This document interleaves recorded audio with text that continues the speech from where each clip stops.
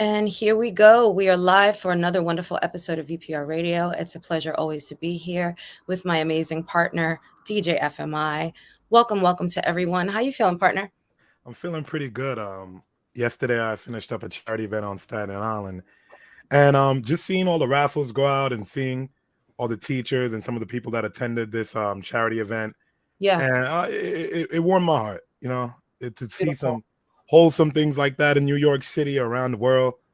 It always does something for me, VPR, especially being on here Thursdays with you guys that I love to communicate with and toss some ideas and think pieces apart. So, Definitely. So what kind of charity event was it? I love charity events. Hi, it was for PS22, Mr. Goody. but one of the more memorable moments of the I night, love you more. Kiana, I was working with MJB. Marcus, of course, he was holding it down, emceeing Yeah, for the night, and I had Centron behind the camera. beautiful. Um, there was a moment where he picked one of the raffles, and we got tired. We were giving out raffles for like 2 to 3 hours. Kiana, they were giving out sectional couches, couch sets. Like this was not a regular raffle. They were giving out 70-inch TVs. And the part that got me a little bit, just to pay attention a little bit more, we get ready to pull the ticket. And this gentleman, I was watching him all night. He was with his girlfriend. She was one of the teachers that worked at the school.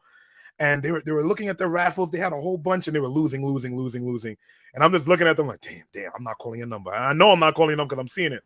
Yeah. And Kiana, the guy ends up winning a trip to Antigua What? for 7 days. But this is the kicker, VPR. So after that, we get ready to pull the next ticket, and the next ticket is exactly the same guy. So Wow. not only did he win one trip to Antigua for 7 days, fully paid for, Yeah. he won a second trip to Antigua for 7 days, fully paid for. And I was just like, how do you get that lucky? So he was You know what ecstatic. it is? That's not even luck. Again, that's like instant results from the law of attraction. Him and his girl bought those tickets with a purpose, right? She was They were heartbroken when she was losing. She seen the Bermuda trip go by. She was tight. right. They had like 8 different trips they were giving out just throughout the event. So it was just How many hard to tickets watch. would you say that they bought? I don't even know. Like I, less? at least by looking at their hand, I Yeah. know they already had like 10 tickets. And by this event, Kiana, it was huge. It was one of the Yeah. bigger event spaces on Staten Island, Mhm. in old Richmond. So full meals. They were paying to be in those seats, but if they won that raffle, it made up for it for those 7 days on that trip. For 14 sure. days for him. But that's literally like that determination to win. They put that into the universe very, very strongly. And I bet you as his wifey was heartbroken, he was like, don't worry, babe, we got this. You got 14 days paid for. Yeah, his little determination won him those trips. Hi to everyone. Hi, Joseph. Thank you for Over watching. the end. Hey, Diamond Tips. Thank you for watching. And before we bring up our guest, Yes, I see this beautiful queen is here with us. She has arrived, so I can't wait to bring her up. But go ahead.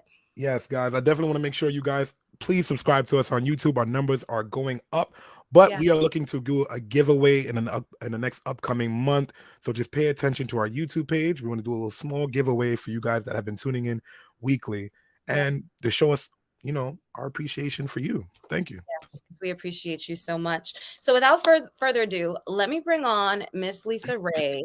She is an incredible woman who has not just broken boundaries in comedy and entertainment and music, but really created and paved a path for many of the greats that we know today. And she's got such a beautiful spirit. She has such an abundant and rich energy to her. And I don't even want to tell her whole story. I really want her to highlight it for us and talk about her foundation and all. Let's bring her on to VPR Radio. Hi, Lisa. How are you? Hi, good morning. Good morning. How you feeling? Sleepy. My dog would not let me sleep this morning, but I'm okay. What kind of dog? What kind of dog, if you don't mind me asking? He's a Morkie. He's a Maltese and a Yorkie mix. Okay. He's 9 pounds. He's 9 pounds, and he was just being everywhere. I let him hang out in my room. He has a bed in every part of the house, right? Okay. So I'm like that. I was like, "What are you doing?" And he's like rummaging through my shoes, and I'm like, "No, get out. Not now, not this morning. We got something to do. Not to my shoes. What are we talking about? Are you kidding?" I know. But he's little, so he wasn't, and I got him. So but I was like, "Get out." I said, get out, please. Get out. So let's talk about you, because I had the pleasure of meeting you on Dawn of Code Media 31, meeting you on that show and really getting to know you and just falling in love with your spirit and your whole personality. So please tell us your story and your journey through the comedy world, the music world, where you got your start, and then where you are today. Okay, so the start really, I guess, happened for me. As a little girl, I was really creative. I wrote poetry as a little girl, right? In fact, my first poem I recited for the first Black Congresswoman, Miss Shirley Chisholm, when I was in the second grade. So, I remember that. And if we had social media, then it would have been all over, right? Okay. That's a way to kick off a career. Okay. So I've always been, pretty book smart. And, I was a tomboy, then I became a model, from one extreme to the next. And I had a record out some years ago. I had a group called Delicious. It was 3 of us. It was myself, my late sister Maria, and one of my best friends that I grew up with, Tracy Sims. And we were on Rooftop Records. Shout out to Rooftop Records. Shout out to Gusto. They're actually relaunching the record label 100 years later, right? With some new artists, not with me, because I'm 100. No, but so we had a couple of records out, and Teddy Riley produced it. This was like when he was this young guy, really, really young in Harlem. So that was, really our stomping grounds. We was up there and we did the couple of songs with him. And I realized that the music business was really male dominated. And I kind of lost my love for it for that reason. So I kind of stepped away, got into investment banking. I spent 30 years on Wall Street. And you have lived many lives. I say that, yes. Yeah. And I'm only 29. So right. Me too. Right. So in the interim of doing that, my best friend Diane Gibbs, we used to go to these comedy shows in Harlem, Uptown Comedy Club, and Peppermint Lounge, and we would frequent these comedy places. So I remember us one day being at the Uptown Comedy Club, and she said, we should do this. We should bring this to Queens. So it was really Diane's idea. And she brought it to a place. We started doing it at this place called Echoes. And I was just really kind of helping out, right? Because that was my girl. And so I was like telling all my people, and all my people were coming out, and I was supporting them. And Diane was like, no, Lisa has to be a part of this. It was 5 people initially. Then some people dropped off. I came on. Ultimately, it was Diane and myself who were left standing when the smoke cleared. It was us. We had the passion for it.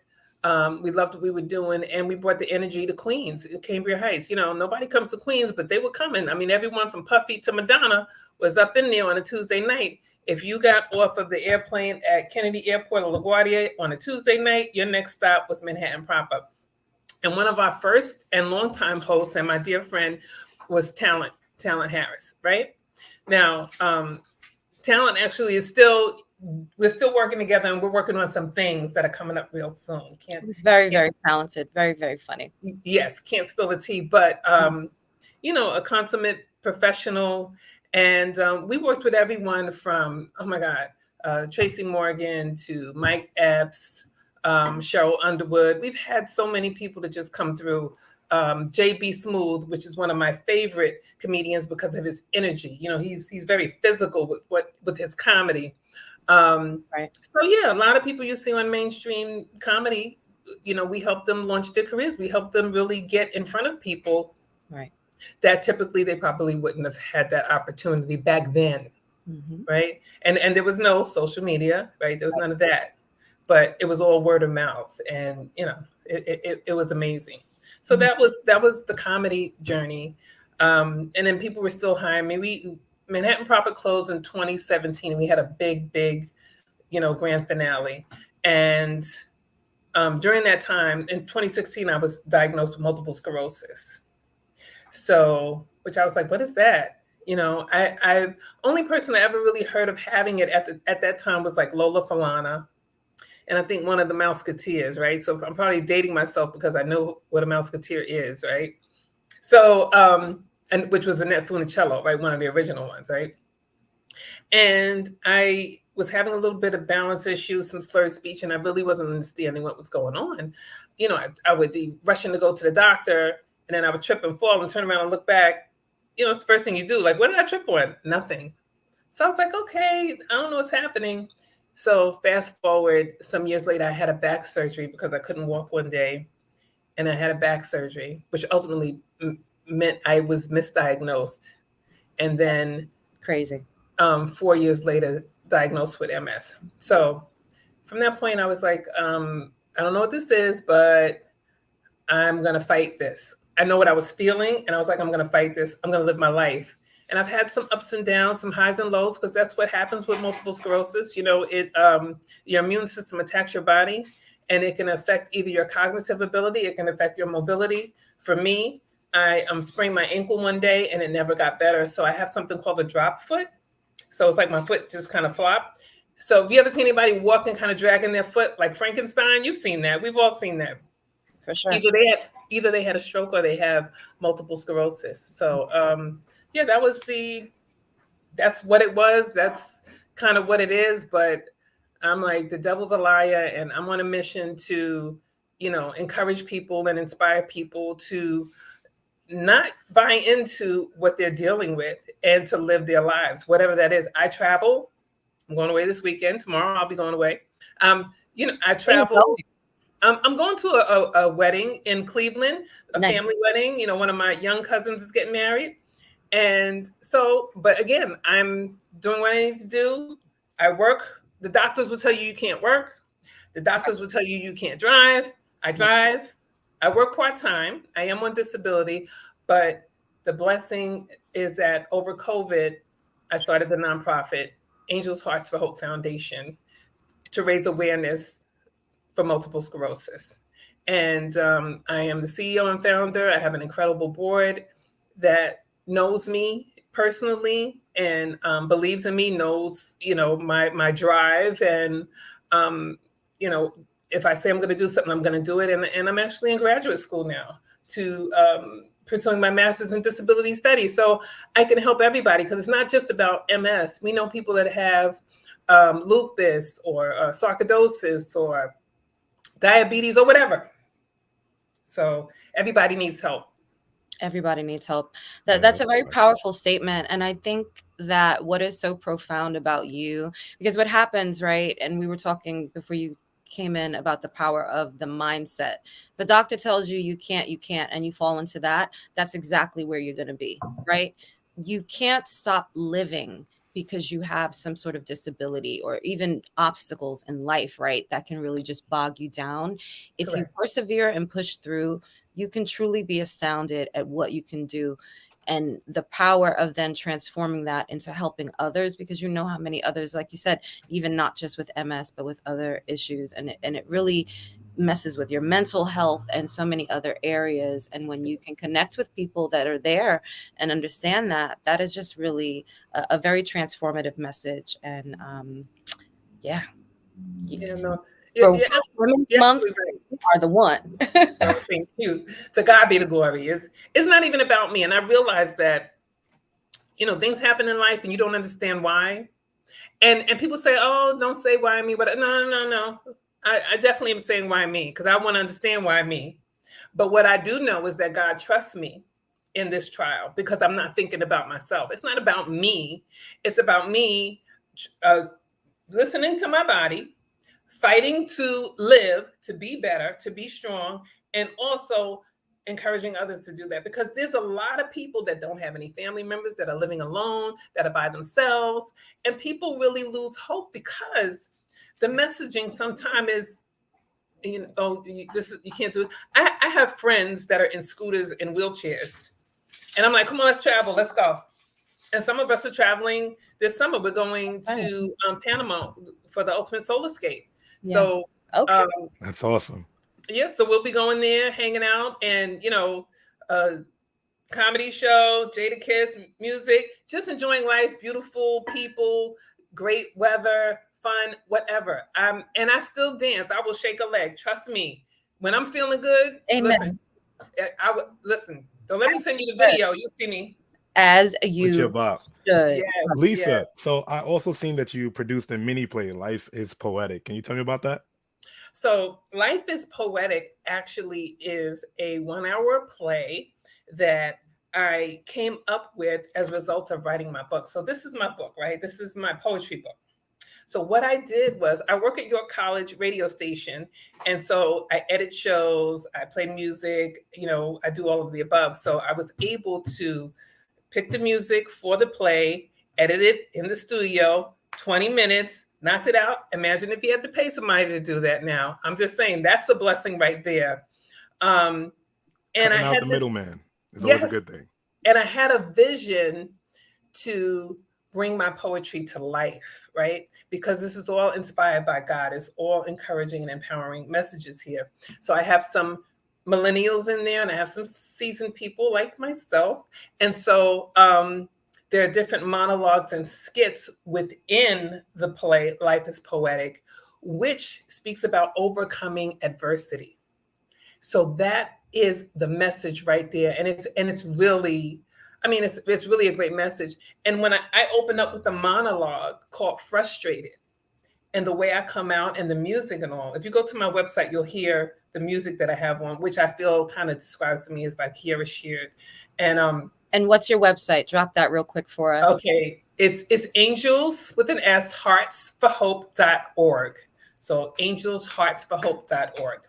And I'm also on Instagram and Facebook as well. So same name, Angels Hearts for Hope. And so long story short, I had this vision and I had these young people to participate in it with the music already done. And we've done this play 5 times, so much so that people were like, "You ready to go on the road?" I said, "No, I don't want to just get cocky and feel like I want to build. I want to build. I want to grow and learn as I'm doing these things. I'm not in a rush to get somewhere. I want to know what I'm talking about. I want to be able to relay a message that people can feel and understand and believe and know that this is true." So in the monologue called Frustrated, it's like I'm speaking to the people sharing about MS. And so those people that were in the audience at the time when I did a private showing that had MS, they were in the audience crying because I was telling their story. Do you understand? Mm-hmm. So now, I wasn't born this way. I used to run in a pair of 4-inch heels just a few years ago. Like if you really check my background, you're gonna see, you're gonna be like, "Oh, that was who she was," right? So this happened to me, and I'm like, okay, all right, but I'm still gonna show up. I'm still gonna live. I always tell people, look at me from the ankles up. But recently, I received a new device to help me walk, so I'm getting used to that. But again, it's about overcoming adversity and helping people to believe in themselves so they can realize their full potential, right? That's what it's all about. Yeah. And I believe the book is on your website, right? For those that are interested in purchasing. I know I grabbed a copy as well. Well, it's on actually the Eventbrite. It's not on my website, which it should be, but I just don't have it. I think with this, I've just been more personal with it, doing book signings. Okay. If people need to reach me, they call me, I'll sign it, I'll deliver it, or we'll get together over a cup of coffee or something to eat. And then I'm also a contributing author to this book called The Reveal. So The Reveal, 10 powerful testimonies, 10 authors of overcoming adversity, The Reveal. And this is with Ziza Publishing, which is my publisher, Ziza Publishing. They also published this book, Angel's Heart Guided by Light. And again, this is all inspired by God. It was what he was giving to me as I was going through rehabilitation, as I was healing. And then I was like, wait a minute. Yeah. I have to publish this. I have a book. So I reconnected with the gift that I had from a little girl when I was, say, 7 years old, writing poetry. And then at 50, I revisit, I'm writing, I have books. You know what I mean? It's like this, it came back, but that's the way that I believe God speaks to me. And if you have something, you need to share it. You need to share it with the world. Agreed. You're muted, partner. Oh, I see. I was sitting there talking VPR.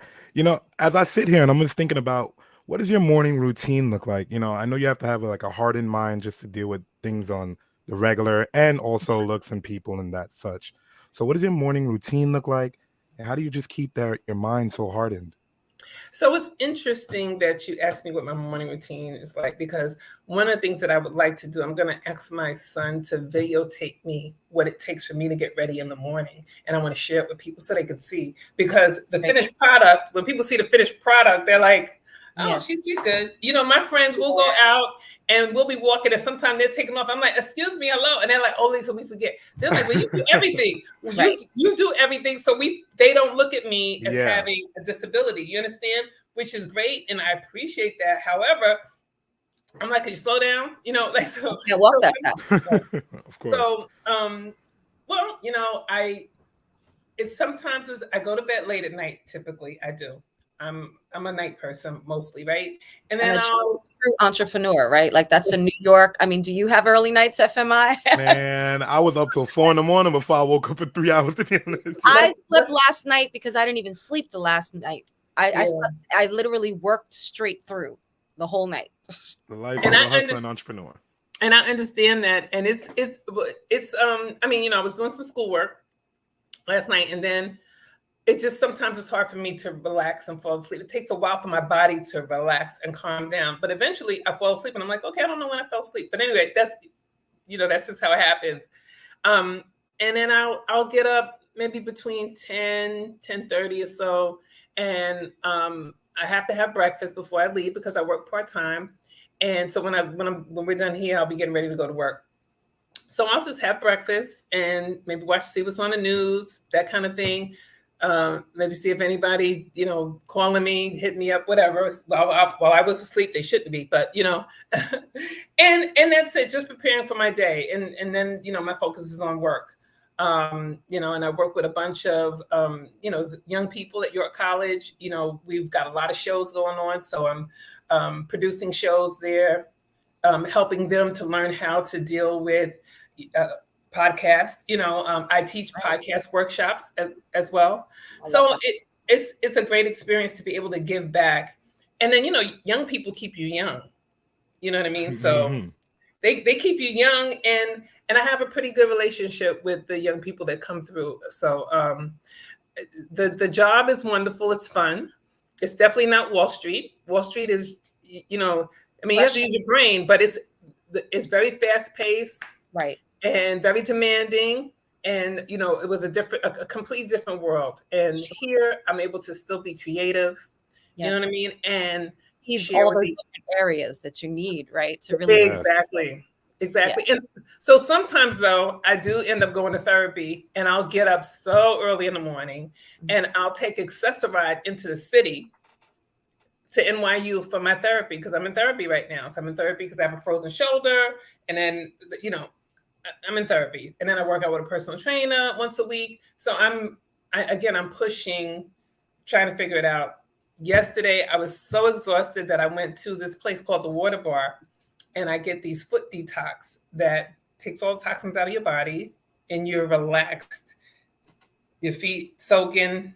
VPR foot detox sounds good right now. Yeah, I'm just like, it sounds like something better I can't get at the nail salon. It's very relaxing, and it's also cleansing. You know, it's taking the toxins out of your body. So I was like, I have to go there. I need this. And then I also drink hydrogen water or alkaline water. So that's important. And I do have 1 cup of coffee a day, which I have it right here. Listen, I'm Puerto Rican and Black. I'm mixed. Yeah. And, you know, growing up, even as a little girl, my mother used to stop at the Spanish bakery when we were staying in El Barrio. And she would get the cafe con leche and the hot bread. Like, I had that in Puerto Rico. I know, my grandma. I had it there too. Yeah. I had it there too. And it's what an experience. Like, oh my. So as a, you know, I'm in first grade drinking coffee, like, you know. But it was so good. Second grade, I was drinking tea, reciting poems to Shirley Chisholm. Like yes. It was amazing. It was amazing. So, you know, I'm a coffee drinker. I like a good flavored coffee. I'm gonna say, as I got older, I do like my coffee stronger. You don't need to put all that milk and sugar in it. But Lisa, tell us about some upcoming projects that you're working on right now. I know you spoke about a few, but just to refresh our minds before we. Okay. So the main thing that's coming up right now, guys, is on March 22nd, which happens to be my birthday. And I just want to share with everyone that March is Women's Month, which is also MS Awareness Month. March is also MS Awareness Month. So, and my birthday, March 22nd. So with that in mind, we're doing a book drive, fundraiser, birthday celebration virtually, right? Yeah. On March 22nd at 7:30 p.m. Talent will be hosting. This is the second annual. Last year we did it. Ralph McDaniels hosted it last year, which was amazing. You know, he's dealing with the whole 50th hip hop anniversary. So he's really busy, but I'm constantly in touch with Ralph. Yeah. And if he can pop on, he's definitely going to pop on. But Talent will be hosting along with my son, Bryce Valle. And we are going to have Queens legends Frickin' Frack speak about the 50th anniversary of hip hop, and also Rock and Roll Hall of Famer and Lifetime Grammy recipient Raheem of the Furious Five. So Grandmaster Flash and Furious Five. So he's going to be on, and he's an OG, and he's going to explain, and he's going to talk about the history of hip hop. And I have some other surprises that I can't really let out the bag. So if people are interested, you're going to get some funny. You're going to get some history about hip hop. We got a DJ playing old school hip hop. We're going to toast it up to your favorite drink, and we're just going to have a good time. It was amazing last year. We're selling some books. There's both of my books will be on sale, as well as Once a Cop by Corey Pegues, who is the former deputy inspector for New York City. And so he's on my board, and we'll also be selling his books as well. And we'll be going to be giving out some gifts, some surprises. I've got some MS bracelets here. Look, I'm trying to, these bracelets, they're different ones. They're black. I have some for guys too, but you know, the colors are black and orange, and some are all black, you know, for the guys, you know, the guys. But I have different ones. So I'm going to, as many as I can give away, I would like to give away. And so we will be receiving donations. If people are interested in donating even now, they can go to the website. They can do it via PayPal at angelsheartsforhope.org, or they can Zelle Angels Heart, no S, MS at Gmail. And this way, it'll go straight to the business account. Doesn't come to me. Nothing comes to Lisa. Even my books I use as a platform.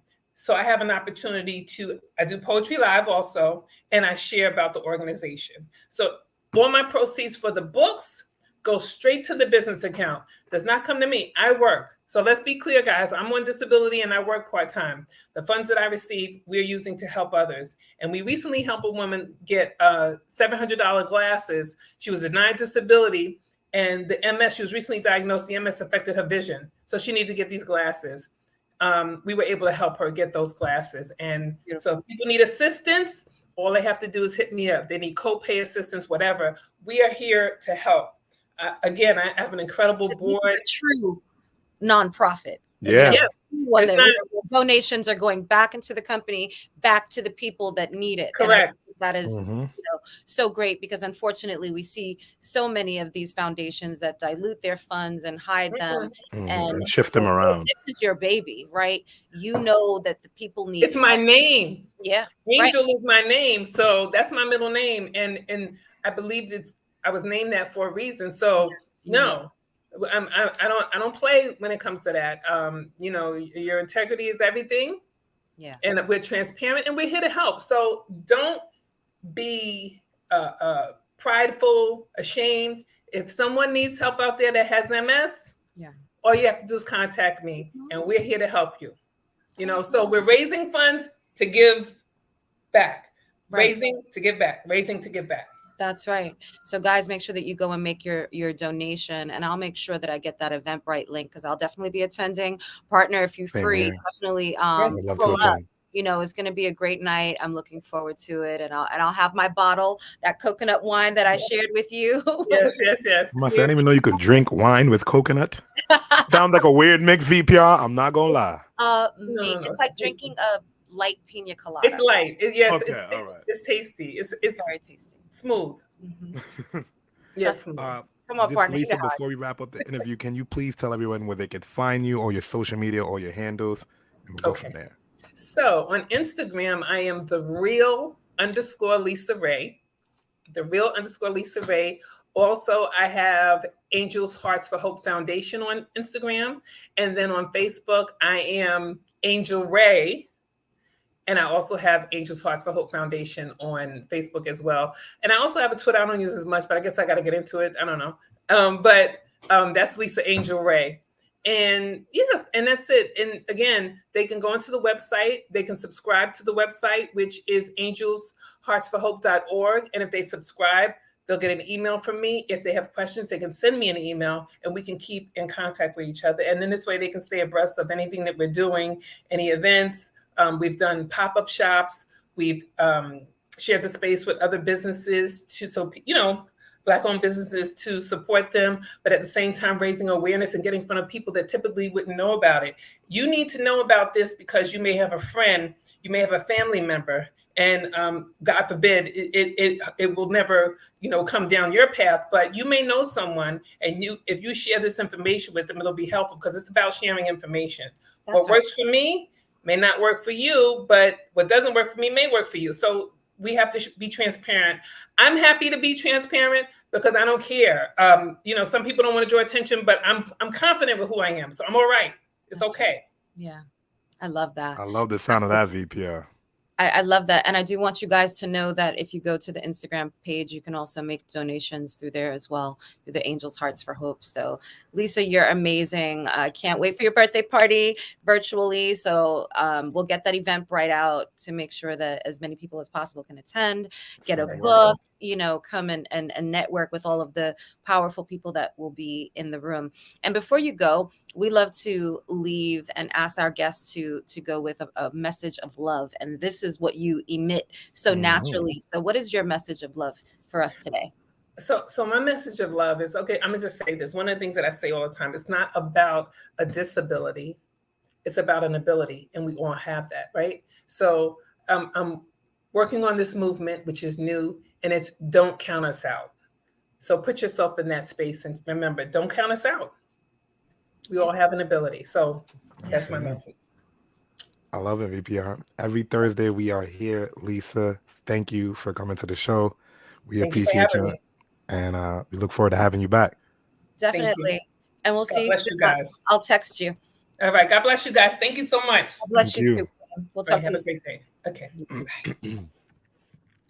Awesome. I can't wait till Namel comes through. This is going to be, this episode has been so phenomenal and so enriching and full of love. I love when we can, have these messages of hope that really just come through because so many people are in despair for their own reasons and turmoil. And to know that you have people that genuinely do care and love and want to help, that's everything, right? Yeah.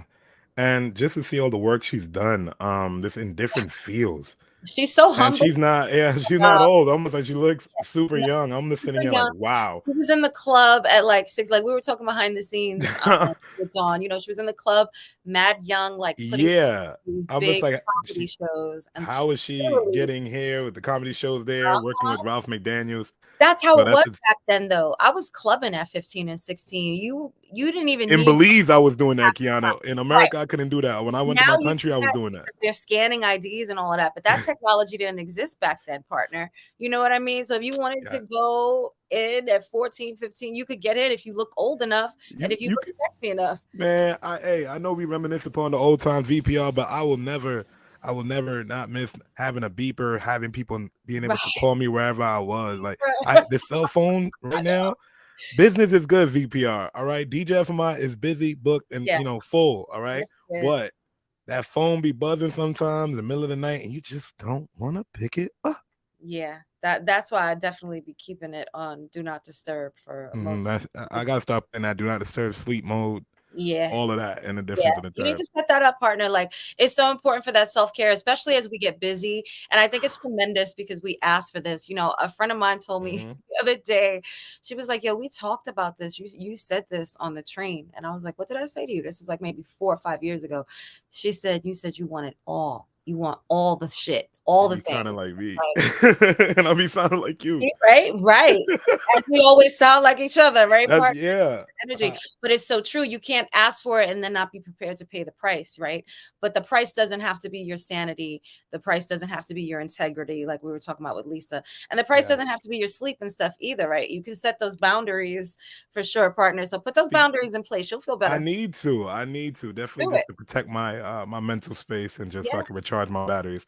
But speaking about integrity and those things. Okay.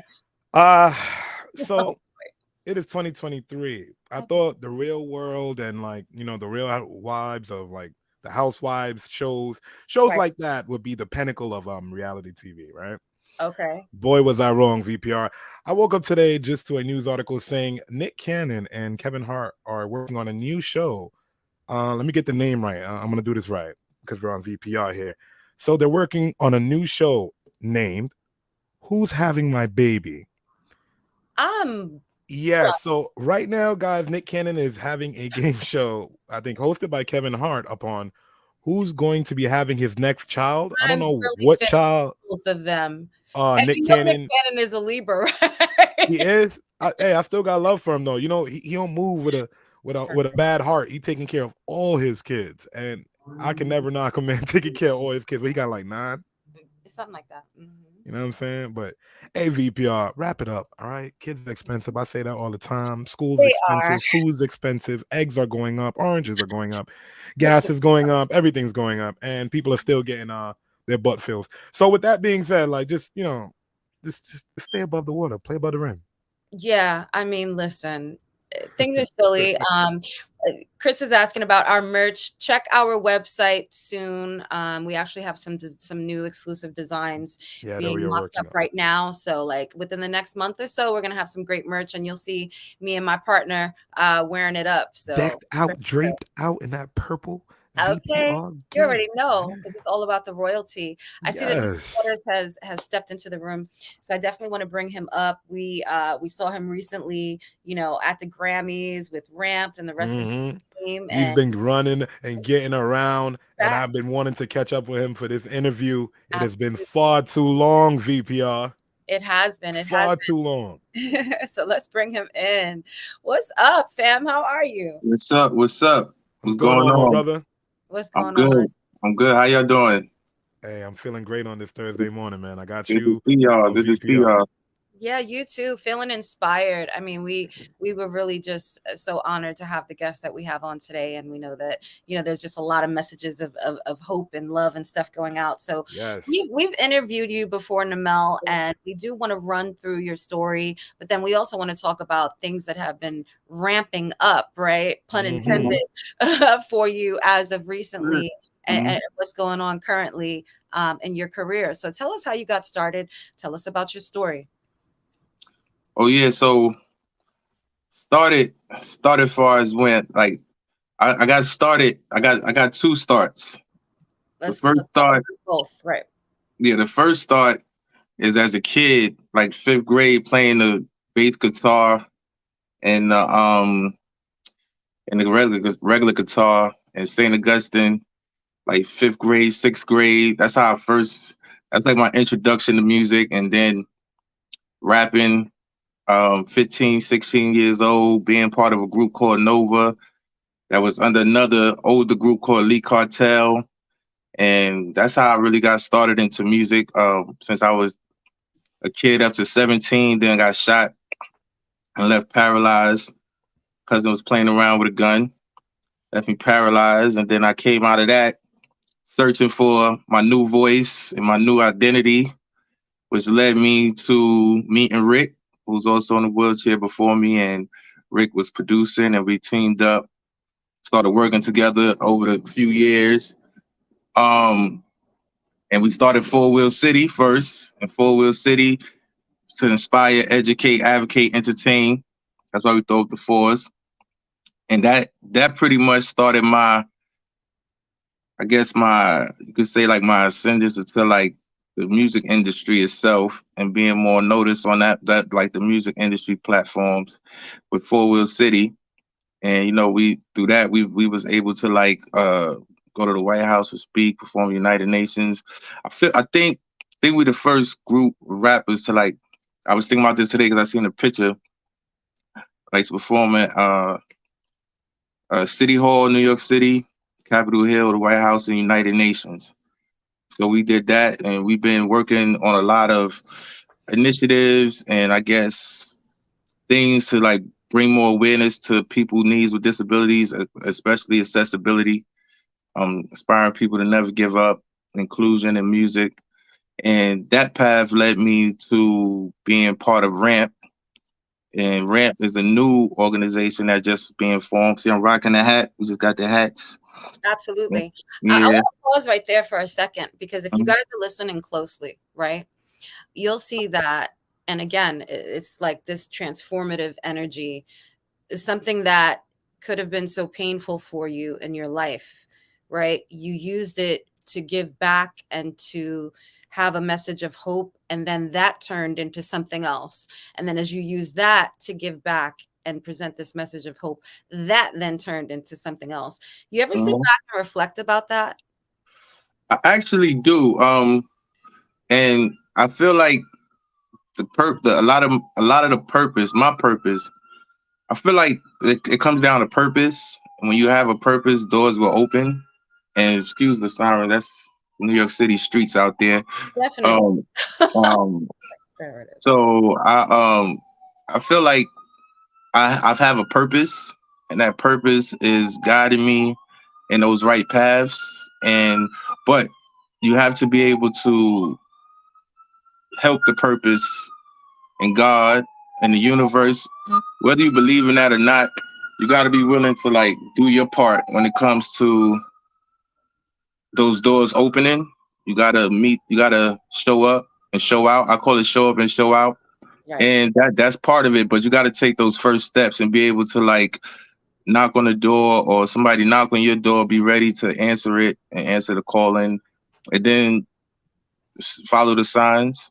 If you pay attention, it will start telling you what's the next thing to do. Yeah. And that's what I'll be doing most of the time. Just be following the signs. Facts. VPR, I'm following the signs, and the other day I'm always scouring for new music online. So, I just went on World Star just to check it out. And when I'm sitting there, to my kind surprise, I'm looking, I'm like, hold on. That Mr. Waterz right there. I'm like, I know that guy. I'm like, he was on VPR. Oh yeah, yeah. I definitely seen your video on World Star. I watched it, and I was just like, hey man, I love to see that you just continue putting your foot on their neck and just continue doing your thing out here, man. And all the comments that was raining in. I definitely want to pull up the video mid-interview and just, show it to some of our viewers. Oh to get a feel for it. Just give me a second, guys. Yeah. And while he does that, finish talking to us about RAMPed as we talk about different doors. RAMP.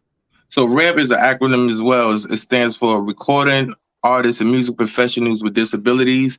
And it was started by myself and Lachi, who's a EDM artist, and she's pretty dope. And she's like the leader, got everybody together.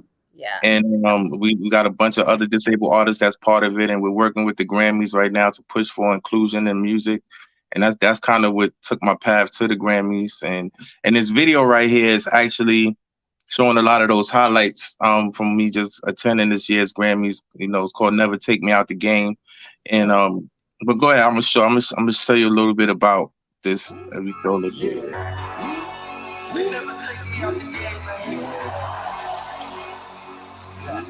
You guys can hear it clearly? Yo, I'm just a paralyzed savage guy. Tell the truth, I tell no lies. Strategies, I strategize. Battle tears, I battle cry. Will I survive? Most will die. Don't ask me how, don't ask me why. Just hold your nose and close your eyes. The flow is wet and never dry. A pussy wet and never dry. She how the likes to ride. Her birthday suit is cute and fly. She likes me in my suit and tie. I changed my heart to change my mind. To change the art, to change the grind. We living in some crazy time. It's water, yo, I'm back outside. It's now or never, man. I'm trying to come up and live this life forever, man. It dirt when I'm a better man. They want to see me lose it all. I told them never again. No way, no how. No way, going back. No way, no how. Love the record. Love the energy. Absolutely. And love that suit too, by the way. Clean. Yes. Yeah, I had to Clean. clean. I had to get clean and nice on them. Royal. You know, Royal at and, the Grammys. yeah, I had to rock that purple. You know, that purple is Come a on now. powerful color. Come through with the purple and the gold. Yeah. Come And on royalty. Yeah, and so what's so ironic as we say this is it's so crazy because this video, just the whole thing is kind of very organic and spiritual because, like, speaking of purple, like, so it was in the Staples Center. It's called the crypto.com, but I still call it the Staples Center. And you know, so I'm big on sevens and stuff. And so when I went, I was like, never take me out the game. I was like, you know, that is like, it's gonna be in the arena. Let me get some footage of all this. And then it turns out that, like, as soon as I come back home, so this is crazy. I was there and I'm sitting on the banners. It's in the video. You might not see it. It's a shot that zooms in and it goes onto the banners. And there's a banner of a 99, which is the year I got shot in the Raptors in the Staples Center. And it's in white. Wow. All the rest one's in purple and it's in white. It's like, and it's the first one. Wow. And so, you know, the artwork for this has Kobe on it. And you see the 24 Kobe band is up there. 24. I made 24 years in a wheelchair this year. So I come home on the 7th. That same day, LeBron James is breaking the record for the scoring title. As soon as I get home, I see it in the same building. And know what the point he scored was? 99. Then, if you pay attention, Beyonce just broke a record in that same building. That same day I was there. Then yesterday, just the other night, on the 7th again, they retired Paul Casal's number. Like, out of nowhere, these banners had to make themselves present, right? Like, so people can see these banners, right? Yeah. And guess what number they was retiring? 16 was the day I got shot. Right, the 16 and the 99. And the 99 on the 7th, both times, all in this building. I was there. Yeah. And I'm from New York City. When you're capturing numbers like that, like, not everybody's eyes are drawn to, like, numbers, right? But, like, the more that you spiritually ascend, you'll notice that your eyes are just drawn to specific. Yeah. Attention to that, because sometimes, seriously, it'll match and you'll be like, whoa, and it really makes you understand, like you said, the power of your purpose, right? Yeah. So when I watch this video now that all these things is occurring, I'm like, wow, like it's like the moment is so, like, monumental to me now because it's like all encapsulated in this video and I'm there. Yeah. I'm like, I don't know what's going on in that building, but there's a lot of magical things happening there. But I was there. Yeah, I was there, and I'm like, wow. So it's all in alignments, right? Yeah. So when you speak about purple, and I was wearing the purple and gold, so it's a representation. So I look at that video like it's a representation of something that's higher than myself that's in there that a lot of people probably won't notice, but it's a powerful message in there. Yeah. Hey man, as long as it means something to you and you know it, and the video was shot beautifully. I enjoy it, so I'm pretty sure other people enjoy that also. Yeah. My next question to you is: describe your favorite and least favorite part about being a musician. Ooh, let me see. My favorite would be,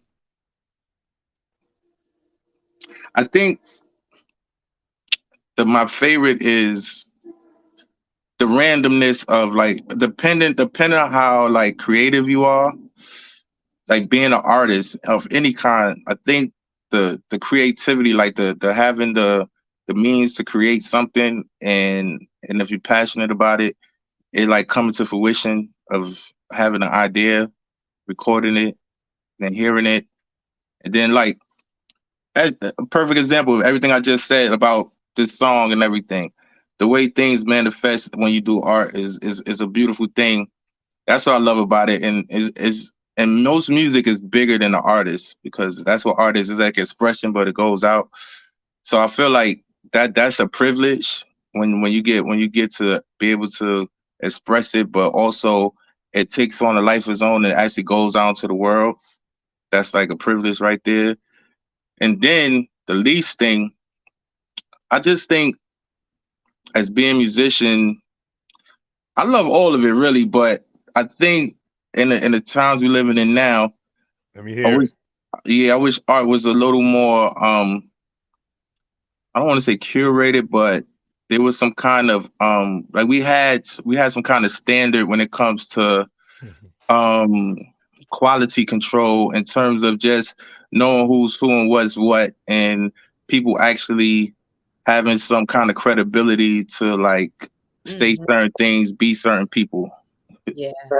I've seen over the years that artists are more becoming the brand, and if you could sell the brand good enough, people will buy into it. Like Travis Scott, he knows how to sell the brand. Look at all the things that he's been through in his career. He's But dope. you know what I mean? He turns it around. So I definitely understand that. Yeah. You have to go through a lot as an artist, and Yeah, it's a lot of politics involved and a lot yeah, of I'll get into that. all Yeah. that stuff. I try not to get into all that, because I've been doing music for a long time, and I We like too the grown for challenge. that.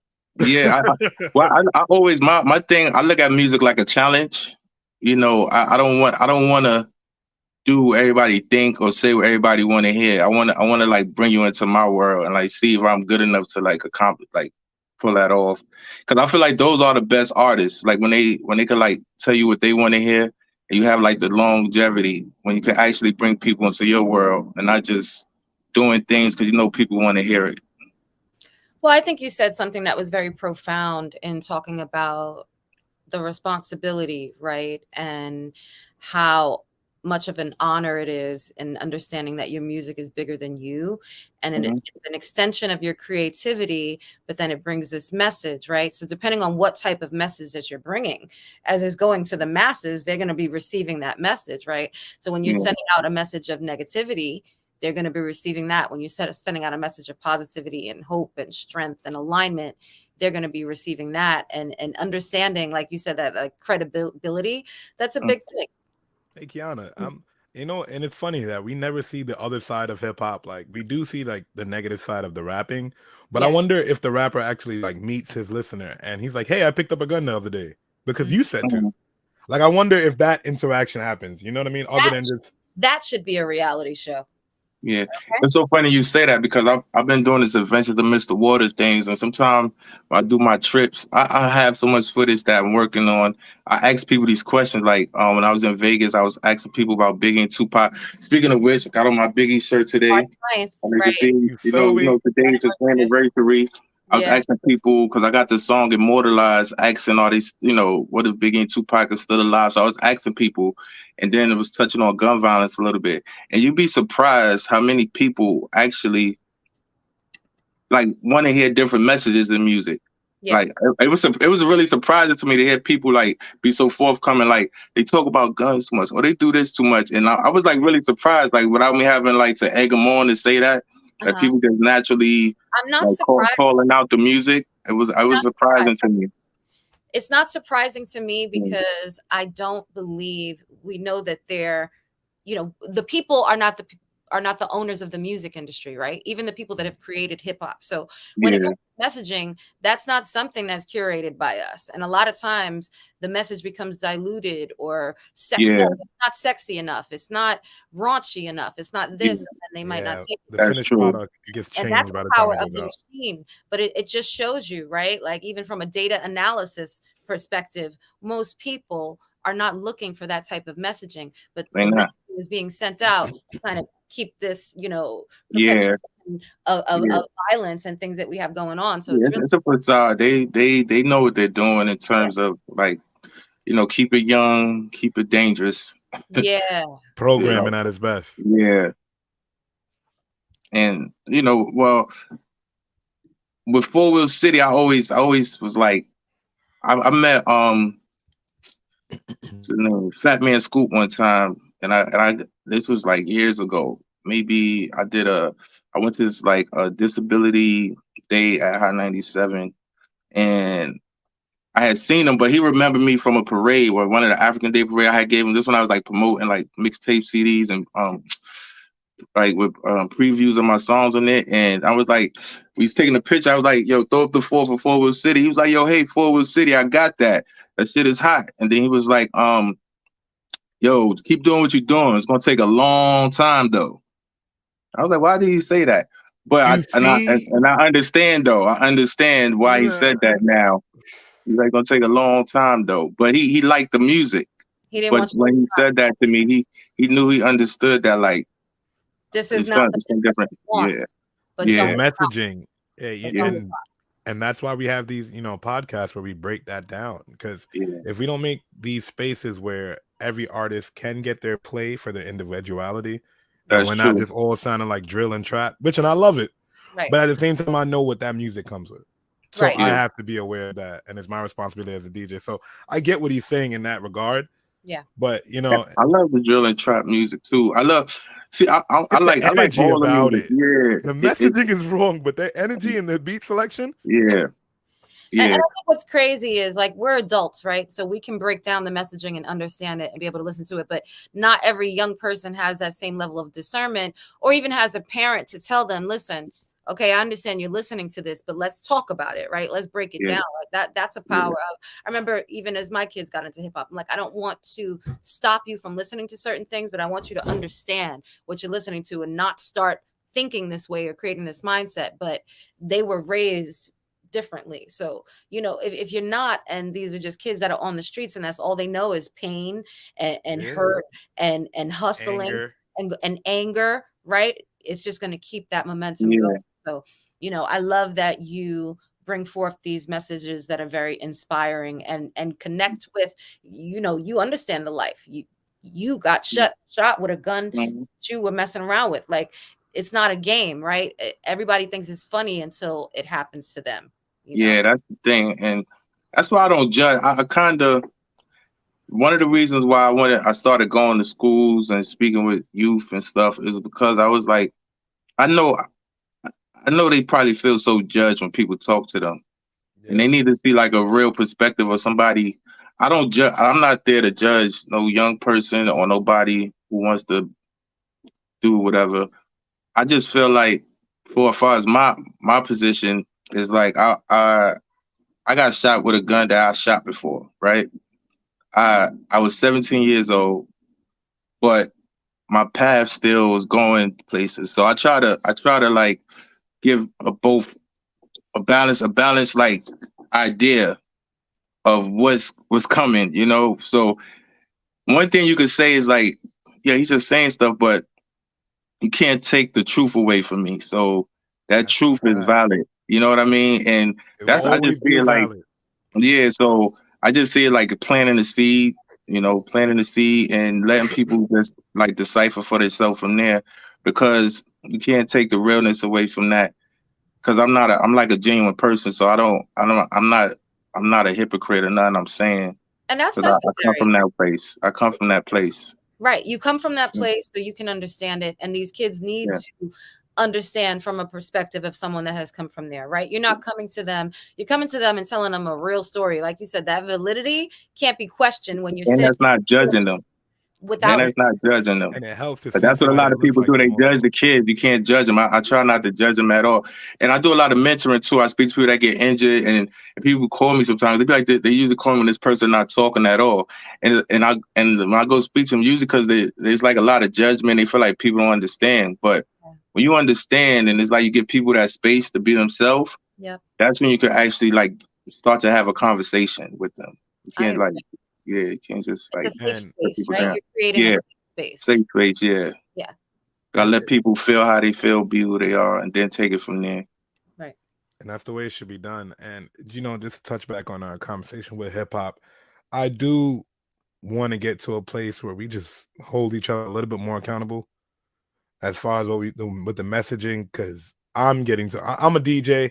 I got to listen to people I don't want to listen to all the time for hours, for 6 hours, doing set after set after set after. So, because that's what the client wants, right? Yeah. And then after a while, you're just like, wow. Like I sit in the car, like last night, I just sat there listening to disco, 70s. Just I need to get away from it. Alternative music, things like that, just from hip hop. And I just feel like we need to hold ourselves a little bit more accountable just with our messaging in order to change the way the world views hip hop.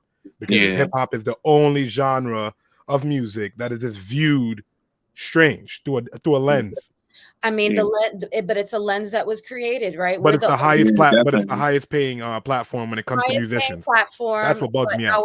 Our artists are at risk constantly for being shot and killed, right? At any random interval. I mean, for sure. And again, understanding that power of ascension, because you've listened to that for so long, you knew that you had to go decompress, right? You had to like unwire that stuff out of your head. But like the ones that are listening to it 24/7, living that life, waking up with that energy, going to sleep with that energy. Yeah, that's what we're seeing a lot of, and it needs to slow down, and it needs to come to a strong home. It's a process. Yeah, it's a process, and and I feel like process of healing, right? On a large. And I think we're gonna get there. Just gonna take a little more ignorance and a little more wisdom and a little more wisdom. I don't know how much farther we could go. He said a little more ignorance and a lot more wisdom. Well, this is how you gotta look at it, right? You gotta look at it like this. As bad as it's getting, I had to, like, we're having this conversation, right? I had to take a step back myself and acknowledge it too, because a lot of music is like driven through the internet now and social media, which is a depiction, right? And sometimes we get lost in that, right? And there are a lot of other spaces, and people are real. Like when I did the Immortalized song, I dropped it last year. I think today. I think I put it out. But the thing is, it was like getting mixed reactions online, and I was feeling some kind of way. But then when I started actually going to speak to people, like I said, I was speaking to people about this idea and listen to the music. It was such a good energy, and people to people. And I feel like that's what we're missing in hip hop, because hip hop used to have that a lot. You couldn't come out with a record unless you was like people to people. You couldn't. It was like a people thing. Right. And now it's such a digital thing that there's like, that's why I said like the curation is such like a lost art now. And now people, there's like no guidance. So because I think of the hip hop industry like the market makers in the stock market, right? Yeah. Because it can manipulate and control the activity that happens in the industry. What's heard, what's not heard, how people respond, how they don't respond, the cancel culture, all of those little nuances. Definitely very market makerish behavior. Kiana, I watched a lot of politics. I watched a young man walk into the courtroom the other day for K Flock. It was K Flock's man's. He's the rapper that got, boomed at somebody in high fashion. Long story short, he's in Rikers now. His man's walked in there, and the first thing they told him, they was like, "Hey, you're gonna get 30 years. You should, help yourself and tell on your friend K." And he's just like, "Well, I'll see y'all in 30 years. I ain't telling on nothing," and left. Right. And I'm just like, as much as you see, the part that bothers me, VPR, I could respect the fact that he stood on what he had to stand on. Right. But the fact that this young man's gonna be locked up for 30 years, even if he did or did not commit the crime, right, he's still losing 30 years of his life. So I could resonate with that. You know what I mean? Him being a street dude and him standing up and having his morals, I resonate with. Like watching that man go down for 30 years and say that right in front of the judge, like, "Oh, I'll see y'all in 30 years," just like that, and left. Right. See, as you say that, I was that type of kid. Right, and we don't know what that time.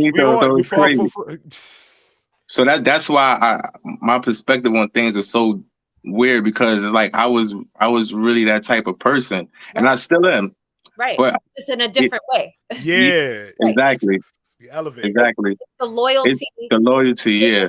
It's the integrity, but now towards something positive.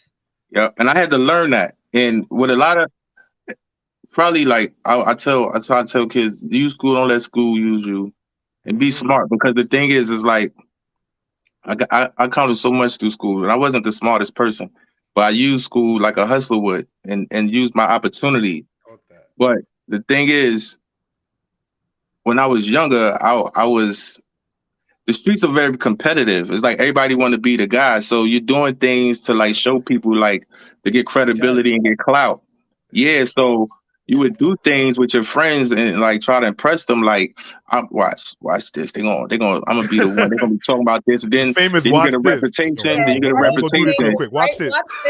Watch this. Yeah, then you get a reputation. Happen after watch this. Followed by And that's something I used to internalize with myself. I didn't say it to them like, yo, watch, I'm gonna be the one who do this and show them. But it was something I internalized. And then when this happened to me, I had to make a clear choice with myself because I was stuck, and I was in a place where I went from being like a person in the street who was very keen to what I just said, but at the same time, now I'm sitting in a weird place because I can't necessarily do all those things physically, but I had a lot of people around me who would do it for me, or I could get away with a lot of more different things. And I was like, but it kind of turned me off a little bit because I was so turned off by what happened to me.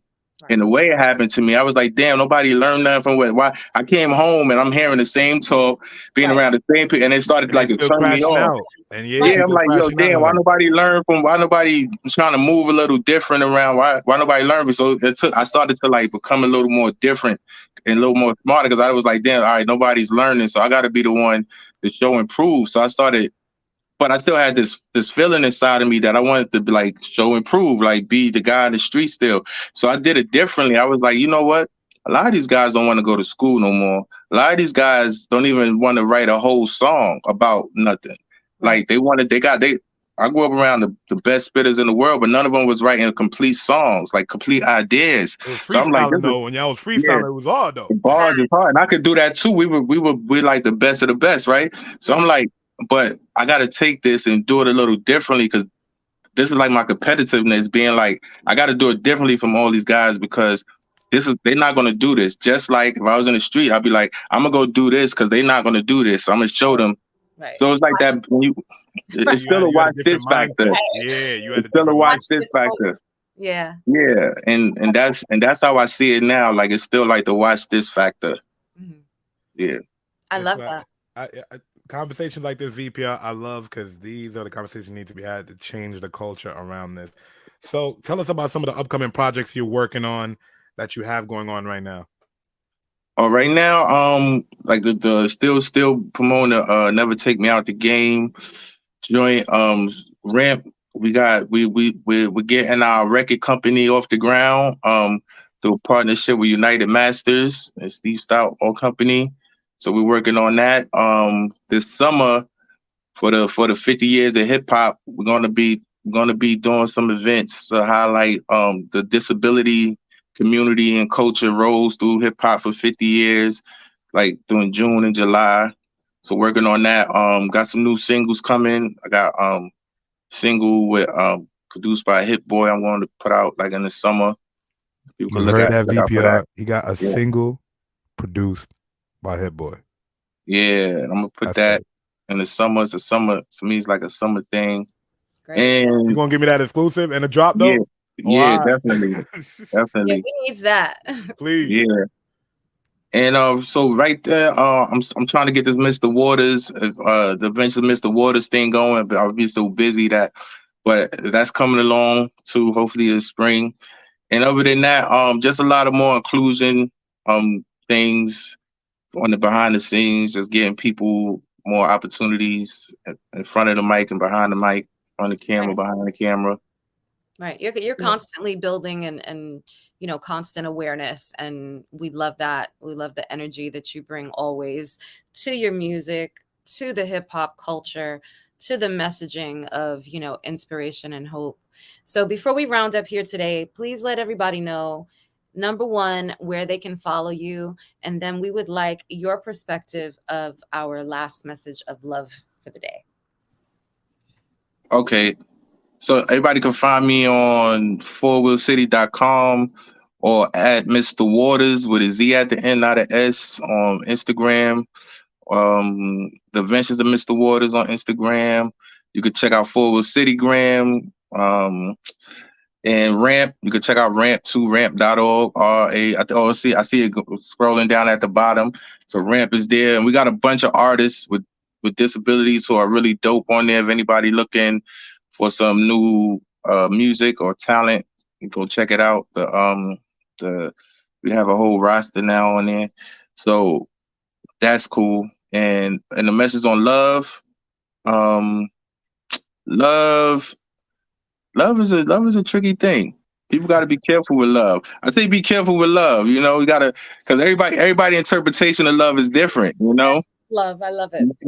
everybody interpretation of love is different. Some people love genuinely. Some people love to get something. So you got to know. You got to know it's different. Amen. Use your discernment. We're not even mad at that. Yeah, you got to. Yeah. Thank you so much for joining us All right. today. And of course, we will have you back next season. I know you'll have some Appreciate you, my brother. big things going on. We'll get that exclusive track and that drop for VPR Radio. And want you to go forth and have a wonderful and phenomenal day. Thank y'all. Thank y'all. Keep Appreciate blowing, it. bro. Hey, I'm clapping for you. Every time I see a video, I'm liking it. I'm showing my peoples. I am rooting for you, man. Seriously. Yeah. Yeah, I love the we're gonna keep it coming. We're gonna keep it coming. I love to do it, so it's like it's recreation for me. So the way the industry is now is fun for me. It's like, oh, I could just pick up my phone and film something and make a song and do that. All right, that's what we're gonna do. Hey, power to you, do it well. Yeah. All right, Namel. Thank you so much. All right. See you soon. All right. All right. Ciao. Partner. Yeah. Another freaking wonderful show. I mean, I'm feeling so vibey. I love the conversations that we had just on the last two shows, and this interview. I really love the conversation. We went into depth with some of these problems in hip hop, and that's really my love for this show, my love for what we do here, my love for you, partner. And I just want to continue just bringing you guys great content. Thank you for tuning in. And we will do that. And next week we have JD. So we're going to be having more really, really profound, in-depth conversations. So make sure you guys tune in and just go forth and be great and do it with love, because it's tricky. You got to have discernment, but come from everywhere with a place of love and you're going to get that back. See you next week, guys. Later.